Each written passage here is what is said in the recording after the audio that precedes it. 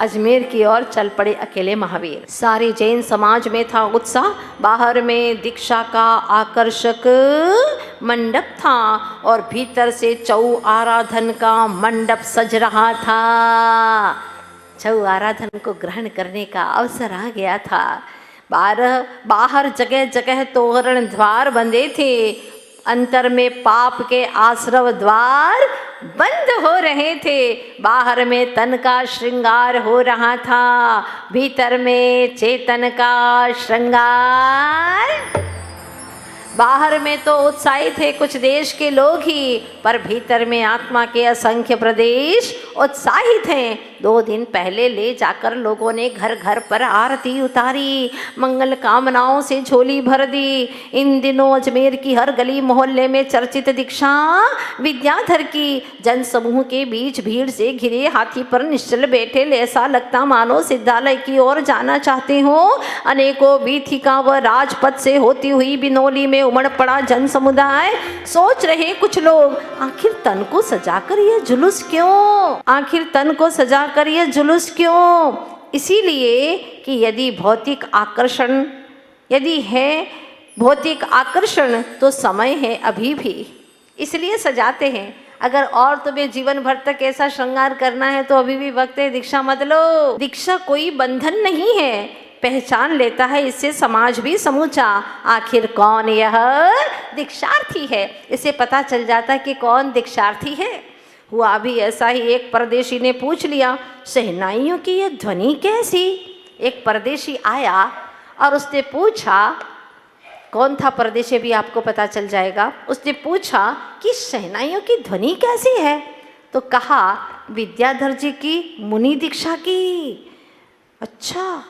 भीड़ पार करके आकर के देखा भ्राता महावीर ने। जिसने पूछा था वो कौन थे? महावीर भाई थे। आभूषणों से सज्जित इंद्र से देख विद्याधर को हुए केलित से। मैं तो सोच रहा था कि लौटा करके लाऊंगा, विद्या कह करके पुकारूंगा, और इनका तो क्या ये बिनौली वगैरह क्या हो रहा है। सोच कर आए थे बहुत कुछ, लेकिन देख यहाँ का माहौल, भूल बैठे अपनी ही सुध-बुध। ज्ञात होते ही जैसे ही आयोजकों को मालूम पड़ा कि विद्याधर के बड़े भाई हैं, विद्याधर के ज्येष्ठ भ्राता हैं ये, शीघ्र ही बिठा लिया ससम्मान हाथी पर, जहाँ बैठे थे दीक्षार्थी विद्याधर। देखिएगा आगे बैठे हुए हैं महावीर भाई। अंतिम बार समीप बैठे होकर अभिभूत देख आराधकों की भीड़ स्वयं हुए नम्रीभूत। दीक्षा से पूर्व दिवस की उषा में प्राची में उदित सूर्य की प्रथम किरण नृत्य कर धरा पर उतरी थी। दीक्षा के एक दिन पहले की घटना है यह। शेष रश्मियां, एक किरण जब धरती पर उतरी तो शेष किरणों ने दिगंत तक प्रकाश प्रसारित करती जन जन को संदेश दे रही थी कि ज्ञान गगन के रवि विद्याधर आज वस्त्रों में अंतिम भोजन करेंगे।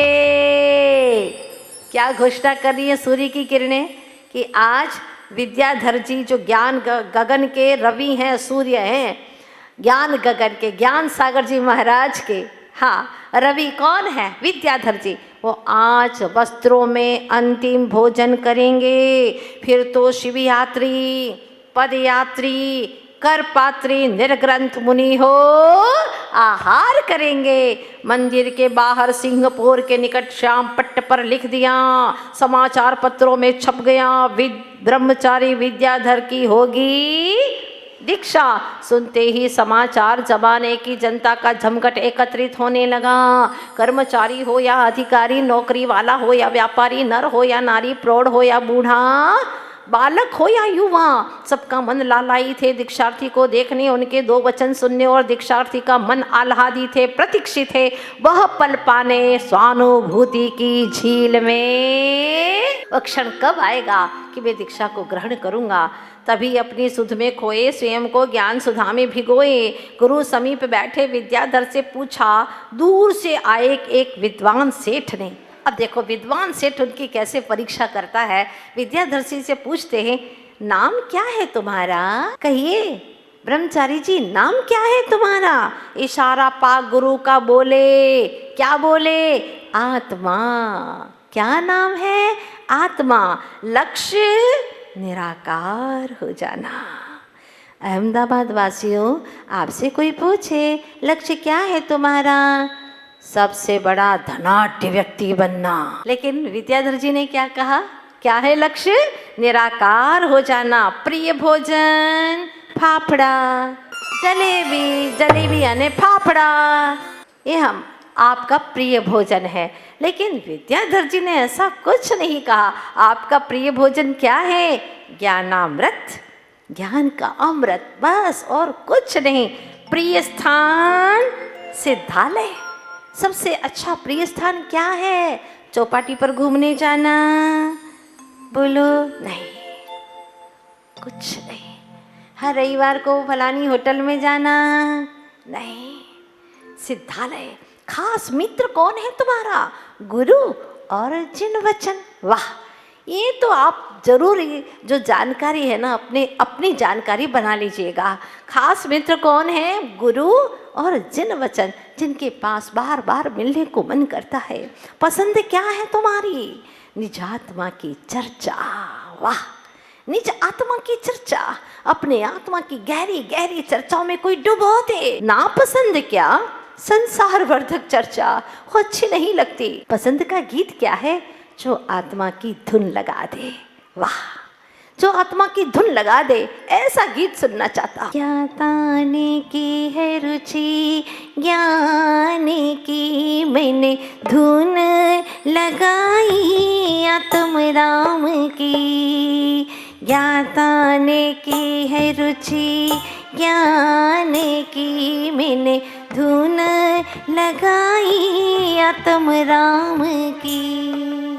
आत्म राम, बस और कुछ नहीं।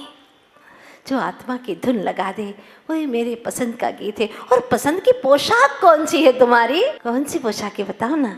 महिलाएं बोल रही है, हमारे तो गरबा होता है ना, तो वही पहनते हैं। हम तो बोलना भी उचित नहीं समझते, वही अच्छा लगता है। और हमें भी वही गरबे की पोशाक बड़ी अच्छी लगती है। लेकिन विद्याधर जी कहते हैं दिगंबर वेश, वो ही मेरे पसंद की है पोशाक। वाह, जो गुरु की कृपा से पालूंगा कल की पावन वेला में। सुन प्रश्नों का उत्तर सेठ व अन्य श्रोतागण संतुष्ट हो गए। प्रसन्न भी अनुभूत हुआ कि कानों में कुंडल पहनने पर भी सुख नहीं मिला इतना कभी, जितना परिचय सुनकर मिला। सेठों को, जो सेठ लोग कानों में कुंडल पहनते थे, वो कुंडल पहन करके भी इतना सुख नहीं मिला जितना कि ये वार्ता कान से सुनने पर। आपको कैसी लगी ये बातें? बहुत अच्छी है। अपनी वार्ता बना लीजिएगा। गुरु की प्रसन्नता का तो कहना ही क्या। लगा उन्हें अनेक तारों के मध्य है मानो एक चंद्रमा, या है एक परम प्रतापी सूरज सा। मुनि की भांति खड़े होकर कर पात्री लेकर आहार ब्रह्मचारी अब ग्रहण कर रहे। उपवास गुरु दे रहे सहर्ष आशीर्वाद।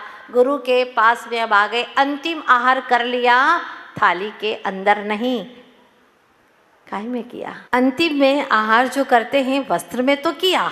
देखिए, आप देख रहे हैं, ये उसी समय की पोज है जो अजमेर में अंतिम आहार किया था। खड़े खड़े वस्त्र पहने हुए हैं। हाँ, ये अंतिम में एक प्रैक्टिस करवाते हैं और ये आप देख रहे हैं, पर हाथ में आहार ले रहे हैं। सामायिक उपरांत विधान कर दिन ढल गया। झट अपनी किरणों को समेट सूर्य अस्ताचल की ओर चल दिया। ज्ञात हो गया है उसे धरा पर एक रवि उदित होने जा रहा है, लेकर वीतराग छवि। जो जो रात गहराती जा रही, चिंतन की गहराई बढ़ती जा रही। बाहर में तमस घना घिर आया है। अंतर में मुक्ति यात्रा के अभियान में आत्मोल्लास का प्रकाश। कितनी खुशियां होगी कि कल मैं दिगंबरी दीक्षा धारण कर लूंगा। अनवरत जग रहे नयन सोना नहीं चाहते, पाकर गुरु की शरण अब और किसी के होना नहीं चाहते। एक बार गुरु का हो गया तो हो गया, अब किसी का होना नहीं चाहते। महाव्रत अंगीकार कर भव बीज को अब बोना नहीं चाहते। तभी तो निशा भी लग रही उषासी दीक्षा की प्रतीक्षा में। आज की मंगल प्रभात में हुआ संवेदन सामायिक में जो षष्ठम सप्तम गुण स्थान के अति निकट पहुंच गए हैं वे।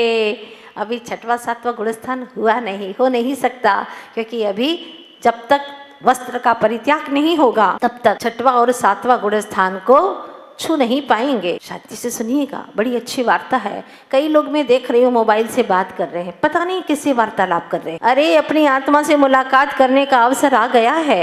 षष्टम सप्तम गुण स्थान के अति निकट पहुंच गए हैं वे। एक एक पल लग रहा सागर सा। कब आएगी वह घड़ी जब हाथ में होगी पिच्छिका। सावधान, रत्नत्रय को धारण कर सौतम का अनुभवन कर ठहर जाऊंगा ज्ञान गुफा में। अनंत गुणों का जो धाम है वही मेरा चिर विश्राम है। देह पर धागा भी एक अब लग रहा है भार, क्योंकि होकर निर्विकार अति शीघ्र होना चाहता हूँ निराकार। सिद्धत्व रूप लक्ष्य की लगन में होकर मगन अपन में समय का पता ही नहीं चला। उग आया तिग में यानी सूरज, आ गया अंतिम दिन। दूर दूर क्षितिज तक प्रसारित कर अपनी रश्मियों को कह दिया है उसने। किसने? सूरज ने अपनी किरणों से कहला दिया है कि आते जाते जाने अनजाने चेतन सचेतन अचेतन चराचरों को कर दो सूचित। अपने प्रकाशमान शब्दों से बता दो कि लौकिक नहीं पारलौकिक जगत में ज्ञानाकाश में आज एक पुण्य प्रकाश पुंज विद्या रवि उदित हो रहा है। आश्चर्य तो ये है कि सूर्य को ईर्ष्या नहीं है। अरे सूर्य को ईर्ष्या होना चाहिए थी ना कि आज एक और सूर्य उगने वाला है। पंडित को पंडित सहन नहीं होता, धनवान को धनवान सहन नहीं होता। हाँ, तो ये सूरज को ईर्ष्या ही नहीं है। स्वयं सूर्य होकर दूसरे सूर्य का कर रहा प्रकाशन और अपनी किरणों से कहलवा रहा है, जाओ बता दो दुनिया के लोगों को कि आज एक और विद्या रवि उदित होने वाला है। क्योंकि जानता है यह कि मुझ में वह प्रकाश कहाँ जो उस रवि में है। क्या बात है, मुझ में वह प्रकाश कहाँ जो विद्या रवि में है। मैं तो करूँगा मात्र बाह्य उजाला, किंतु वह भेद कर मिथ्यात्व का तमस देगा अनेकों को सम्यक्त्व का उजियाला। गुणी का गुणानुवादन करना ही चाहिए, कुछ तो सूरज से लोगों को सीखना चाहिए। अगर गुणी जन है तो गुणानुवादन करना ही चाहिए, सूरज से कुछ तो लोगों को सीखना चाहिए। दूसरी बात यह है कि मैं किसी से ईर्ष्या क्यों करूं? यदि गुणी जन है तो गुणों का बखान करो, यदि गुणी है तो उसका गुणों का बखान करो, और है यदि दोषी तो उसके प्रति हीन भाव न करो। निश्चय से कर्म निरपेक्ष है प्रत्येक आत्मा। आत्मा का स्वभाव तो निर्दोषी है, स्वभाव से ही निर्दोषी, अनंत गुणकोशी। इस भांति सूर्य कार्य करके अपना चल पड़ा अपनी यात्रा की। और यहाँ विद्याधर प्रातः गुरु के चरण स्पर्श कर लग गए अपने नियमित कार्य में। करके प्रभु की पूजन द्रव्य से आज अंतिम बार पूजन कर रहे हैं, क्योंकि फिर तो दीक्षा हो जाएगी।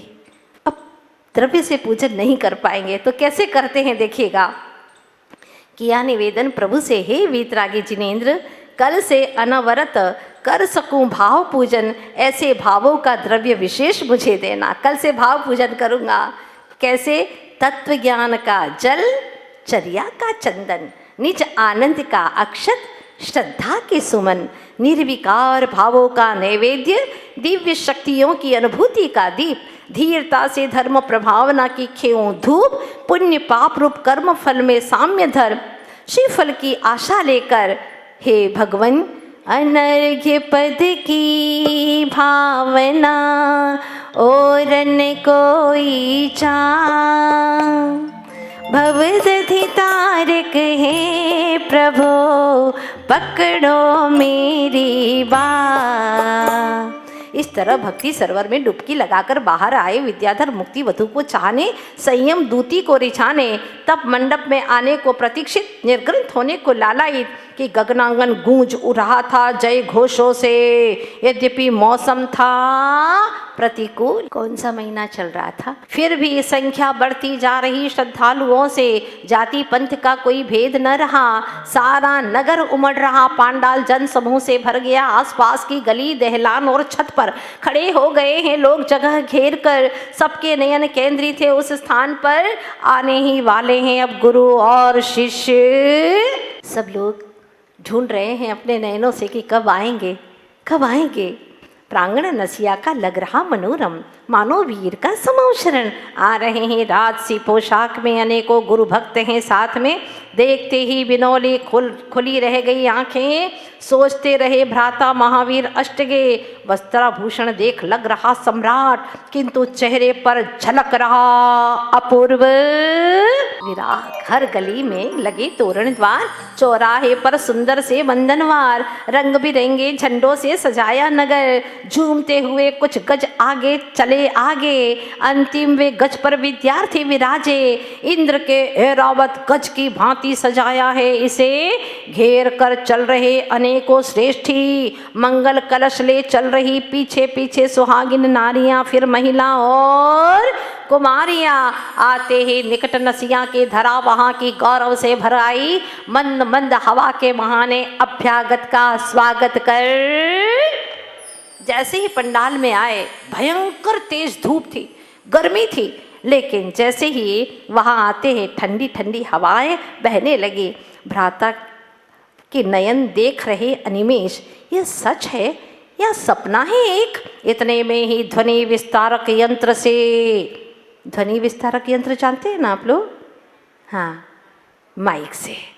इतने में ही ध्वनि विस्तारक यंत्र से आवश्यक घोषणाएं हुई भागचंद जी सोनी से कि पधार रहे हैं गुरुदेव।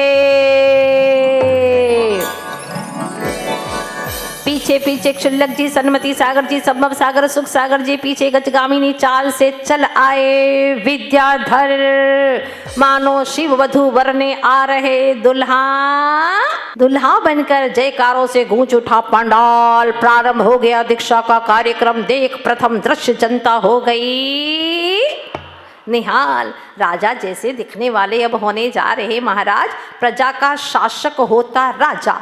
राजा और मुनि राजा में कितना अंतर है। प्रजा का शासक होता राजा, स्वयं में स्वयं के अनुशासक होते महामुनि राजा।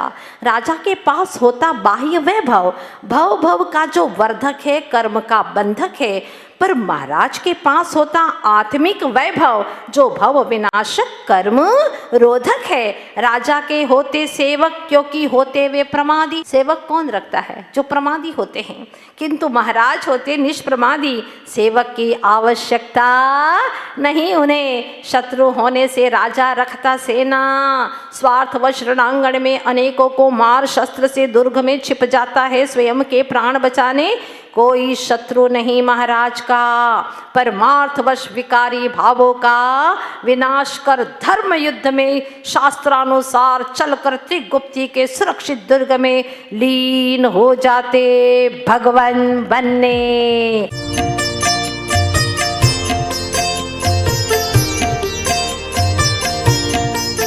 विद्या ग्रंथ